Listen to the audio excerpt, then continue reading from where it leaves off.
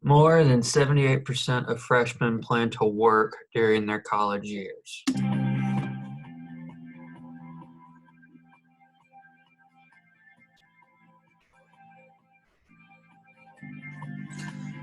The question being asked of the students is, how are scholarships different from student loans?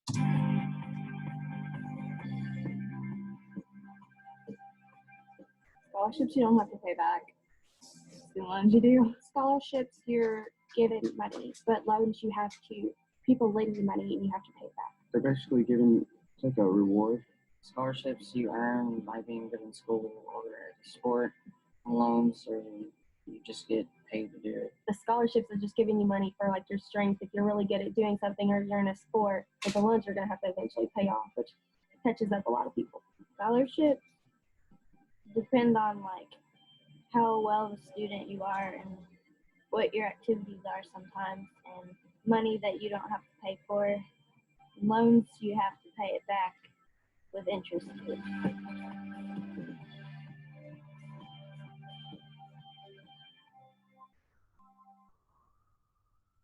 In order to make the most of cash flow in college, you've got to hone in on the specifics, like filling out your financial paperwork, researching scholarships and grants, and finding a part-time job. First up is the FAFSA, or the Free Application for Federal Student Aid. The FAFSA is your first step of receiving any kind of money for college.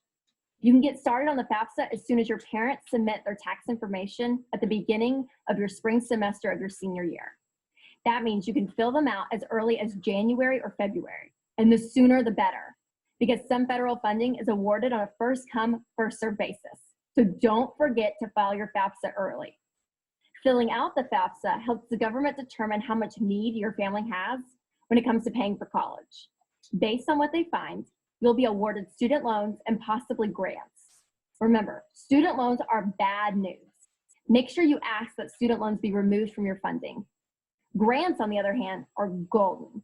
Federal grants, such as the Pell Grant, are free money that never has to be paid back, unless, for example, you withdraw from school. But double check with your college's financial aid office. Most states offer other grants as well. Another form of free money is scholarships. We talked about how to get good grades and high scores on your ACT or SAT. That helps you get scholarships, but there are plenty more ways we haven't mentioned.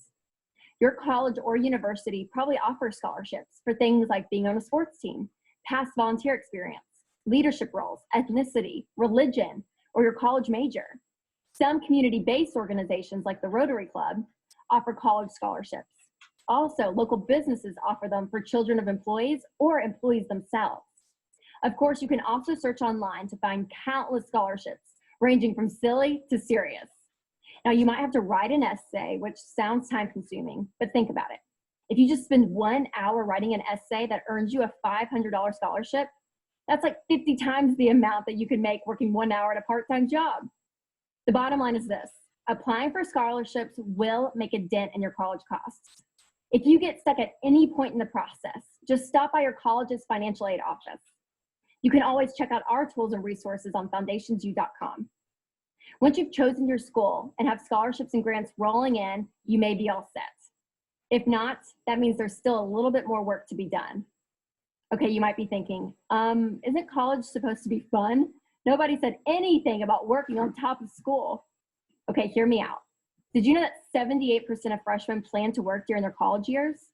And students who work up to 20 hours a week earn higher grades than students who don't work at all? That's because working helps you develop good time management skills, which directly translates to your classes. Now, you can find jobs off campus that offer flexible schedules for students in a variety of roles. Or you can work on campus in the library, the rec center, as a tour guide or a resident assistant. Some on-campus jobs can pay you directly, while others pay towards your tuition. Of course, the best way to be smart with your money is to follow the 5 foundations.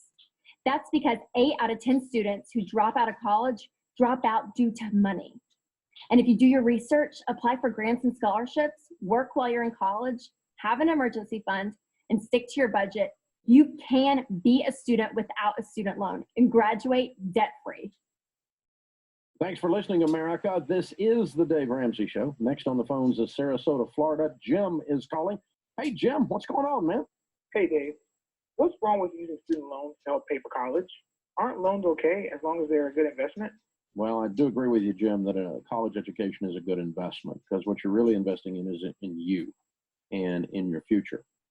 We teach people to stay away from debt, period. And that certainly includes student loans. And the reason is your risk is increased. Here's the problem, Jim. Of the people that go to college, only 52 to 57% graduate.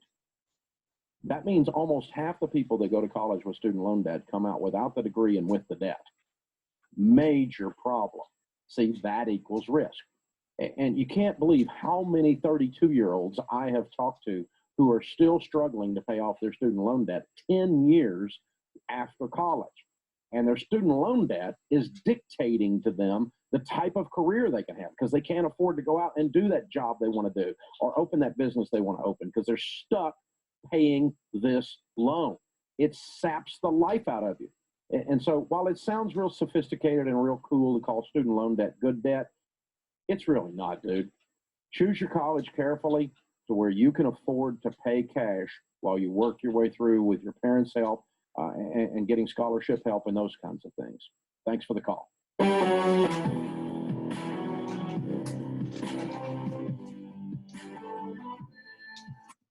All right, and then if you guys just will answer the journal question, what money saving options will you consider in order to cash flow your college education?